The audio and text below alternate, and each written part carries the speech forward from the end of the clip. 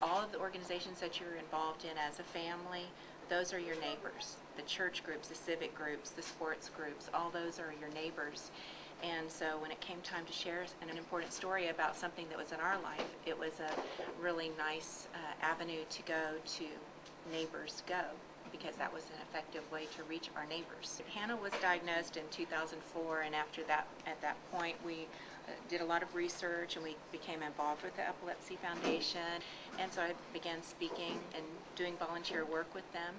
And just this summer, I started working as program coordinator in Dallas-Fort Worth. I got to go to Washington, D.C. and see all the monuments, and then I got to see the senators and the legislators, and it was cool. And I got to go on tours and go to different buildings. It was really pretty. Last year, our teacher had us make a book, and I decided to make mine about epilepsy, and I took it with me to Washington, and so we have all these different copies that we gave to the senators when we got there, and that was cool.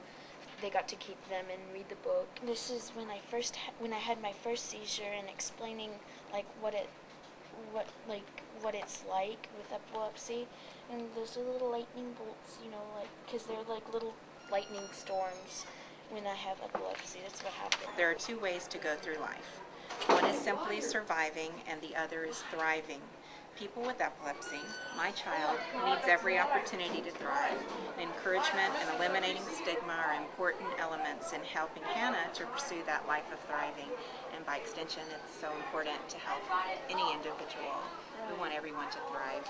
Here at Austin Academy, we're doing Pirates of Penzance, and when I first heard that, I was really excited because I just loved that operetta. They cast me, one of 2 sixth graders who got in the play.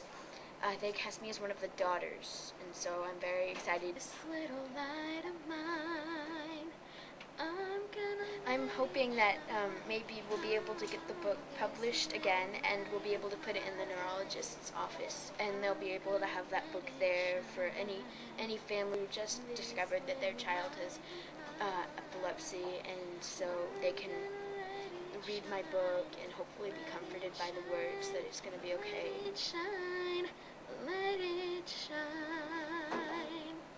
I think it's a great opportunity to publicize your events, to follow up after the events, and post pictures or descriptions, to get facts out there.